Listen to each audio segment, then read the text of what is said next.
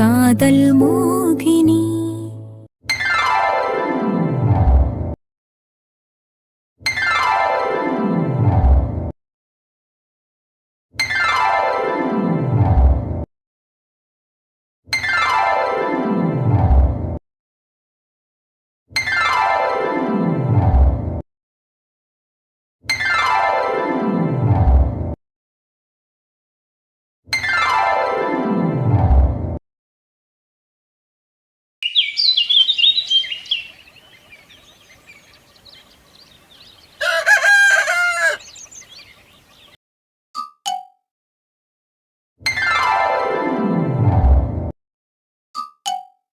ஏட்டி மோனா, என்கிட்ட எதுக்கு இப்ப சண்டை பிடிக்கவ?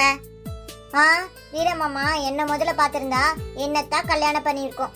நீ ஏன் அது அவர் கண்ணில் பட்ட? மோகன குட்டி, மாமா உனக்கு அவ்வளவு பிடிக்குமாடா? ஆமா மாமா, எனக்கு உங்களை ரொம்ப பிடிக்கும். அப்ப என்ன மாதிரியே தான் உனக்கு மாப்பிள்ள வேணுமா சொல்லு? நீங்க தான் வேணும். ஏட்டி, என் புருஷன் வந்ததுல இருந்து அவரை வளைச்சு போடலையே தாண்டி கண்ணா இருக்க. 10 வயசு தான் ஆகுது, இப்பயே அத்தைக்கு சக்காலத்தையா வரணும்னு ஆசை வருதா உனக்கு? ஏ விமலா, சின்ன பிள்ளைகிட்ட போய் என்னடி பேசுற? அவளுக்கு என் மேல ஒரு அஃபெக்ஷன், அவளுக்கு பிடிச்ச மாதிரியே நான் இருக்குதுனால இப்படி பேசுறான். இங்க வாமா மோகனா.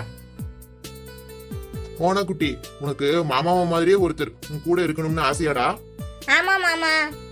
அப்ப சரி, இன்னும் ஒரு 10 வருஷம் பொறுத்துக்க. மாமா மாதிரியே உனக்கு ஒருத்தனை கல்யாணம் பண்ணி வைக்கிறேன், சரியா? உங்கள மாதிரியே வா? அப்படியே உங்கள மாதிரி இருப்பாரா மாமா? நீங்க என்ன நல்லா பாத்துக்கிற மாதிரி அவரும் பாத்துக்குவாரா? என்ன திட்ட மாட்டாரா? அடிக்க மாட்டாரா? அது வீரா மாமா என்ன எப்ப பார்த்தாலும் அடிக்கும், அதனாலதான் அப்படி கேக்குறேன். அவ கிடக்கான் புரிச்சு பையன், அவனை பத்தி யோசிக்கவே யோசிக்காத. நீ பெரிய பொண்ணானதும் என்ன மாதிரியே ஒருத்தனை நானே உனக்கு கல்யாணம் பண்ணி வைக்கிறேன். யாரு மாமா அது? ஏன் பையன். உங்க பையனா? உங்களுக்கு தான் இன்னும் குழந்தை பாப்பாவே வரலையே. பையன்னா பையன் மாதிரின்னு வச்சுக்கோ. இப்ப நான் சொன்னாலும் உனக்கு புரியாது. பெரிய பொண்ணானது மாமா உனக்கு எல்லாத்தையும் சொல்றேன், சரியாடா? என்னம்மா மோகனா, கனவு காண்டிக்கிட்டு இருக்க? அது ஒண்ணும் இல்ல, சும்மா ஏதோ ஒரு யோசனையில இருந்தேன். சரி வா, உன்னை வெளியே கூப்பிட்டு இருக்காங்க, எல்லாரும் அங்கதான் உட்காந்து பேசி கிடக்காங்க, நீயும் வா. இந்த புள்ளைக்கு என்னத்தான் ஆச்சு? தலையில அடிபட்டு மூளை எதுவும் குழம்பி போச்சோ? காலையில இருந்து சிரிச்சுக்கிட்டே கிடக்கு. அது ஒண்ணும் இல்லப்பா, நைட்டு நீங்க என்ன பொண்ணு மாதிரின்னு சொன்னீங்கல்ல, அதுக்குதான் எனக்கு ஒரு அப்பா கிடைச்சிட்டாருன்னு அவ்வளவு சந்தோஷமா இருக்கேன். ஓ, நான் அப்படியா சொன்னேன்? போதையில ஏதாவது உளறி இருப்பேனா இருக்கும். அப்போ நான் உங்க பொண்ணு இல்லையா? அது இல்லம்மா, 38 வயசான எனக்கு 18 வயசுல பொண்ணு இருக்குன்னு சொன்னா கொஞ்சம் இடிக்கிற மாதிரி இருக்குல்ல, அதான். யோ, அது பாட்டுக்கு அப்பனாத்தா இல்லாம அனாதையா இருந்த பிள்ளைகிட்ட வந்து நானும் அப்பா மாதிரின்னு சோறெல்லாம் ஊட்டி விட்டுவிட்டு காலையில எந்திரிச்சு அப்படி இல்லைன்னு சொல்றியே, உனக்கு கொஞ்சமாச்சும் அறிவில்ல? மோகனா, நீ கவலைப்படாத, நான் பெத்த பொண்ணு மாதிரியே பாத்துக்கிறேன், சரியா? சரி மோகனா, என் பொண்டாட்டியே சொல்லிட்டா, நீ வேணா ஒண்ணு பண்ணு, எங்க 2 பேரையும் சித்தி சித்தப்பான்னு கூப்பிட்டு, நாங்களும் கொஞ்சம் எங்க தெரிவோம்ல. டேய் மாப்பிள, என்னடா சொல்ற? நான் சொல்றது சரிதான்ல?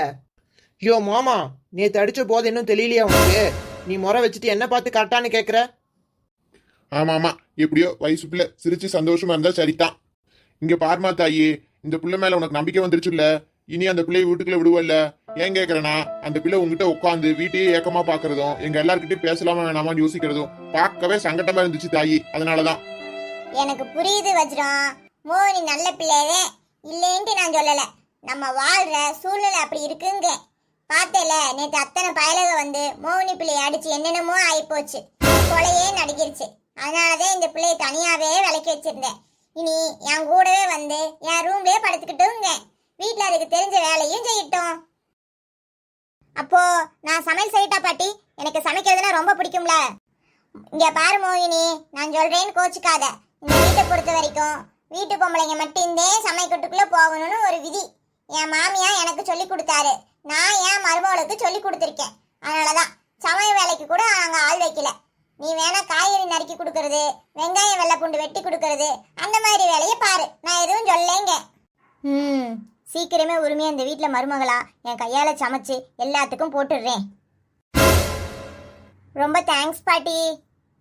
ஆத்தி, இவ என்ன என் பேரங்க மாதிரியே செய்யறா?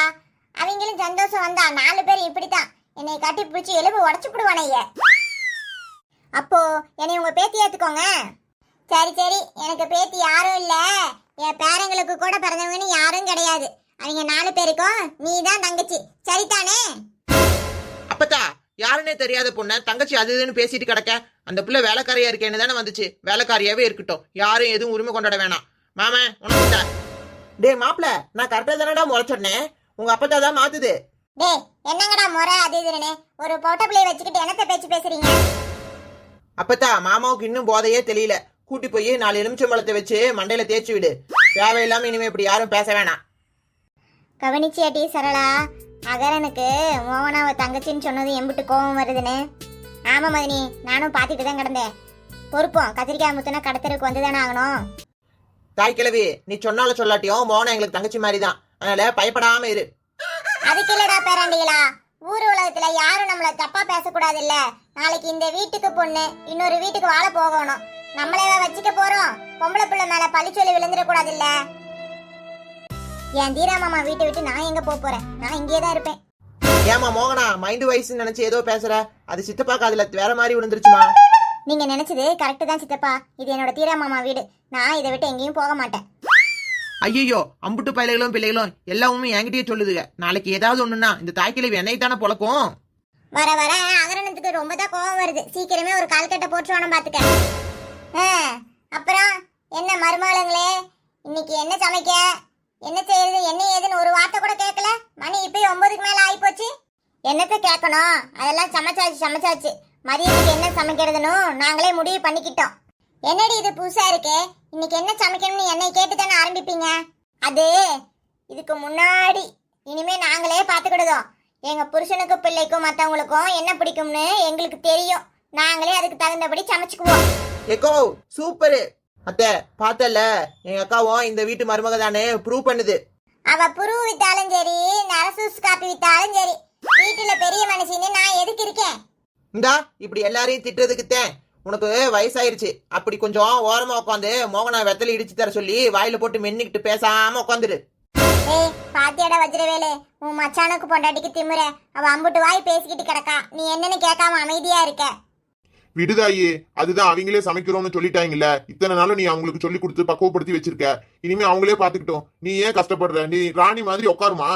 டேய் நீ உன் பொண்டாட்டிக்கு நேராவே சப்போர்ட் பண்றேன்னு தெரியுதுடா. அது வந்துமா, எங்கே போன் அடிக்க சத்தம் கேக்கு. நான் போய் என்னன்னு பாக்கேன். பாய். அடப்பாவிகளா, ஒரு நான் ராத்திரிக்குள்ள என் பிள்ளையில இப்படி முந்தானையிலேயே முடிச்சு வச்சிட்டீங்களா?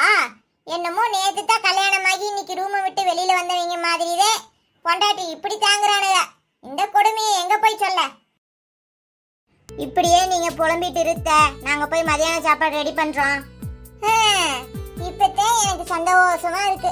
இந்த மணிமேகலையும் அம்பிகாவும் கல்யாணமாயி வந்த புதுசுல புருஷன் மேல இருக்கிற கோபத்துல எதையுமே கண்டுக்காம எதுலயுமே நாட்டம் இல்லாம இருப்பாங்க. அப்ப தினமும் நான் தான் இதை சமைங்க அதை செய்வீங்கன்னு சொல்லி அதே பழக்கமாயி போச்சு. தினமும் நான் என்ன சொல்றேனோ அதை தான் என் மருமகளை சமைச்சு வைப்பாங்க. இதை நினைச்சு எனக்கே ரொம்ப வருத்தமாவே இருக்கும். தன்னோட வீடு தான் மாமியா, தன்னோட சொத்துன்னு இவ்வளவு உரிமையா இருக்க மாட்டேங்கிற அளவுன்னு என் வாங்கிட்ட டெய்லி நான் புலம்புவேன். நேத்து வடிவேலு புண்ணியத்தால புருஷன் மேல இருந்த கோபம் கரைஞ்சு போனதும் இனிமே நாங்களும் இந்த வீட்டு மருமகதான உரிமை எடுக்க ஆரம்பிச்சுட்டாளுங்க. இப்படியே எல்லா விஷயத்திலயும் அவங்க தலையிடணும். கணக்கு வழக்கு சொத்து பத்து எல்லாத்தையும் கவனிச்சாதானே அவங்களுக்கும் ஒரு ஆசாபாசம் வரும். நானும் மருமகன் கிட்ட பொறுப்பை கொடுத்து நிம்மதியா கண்ண மூடிடுவேன்.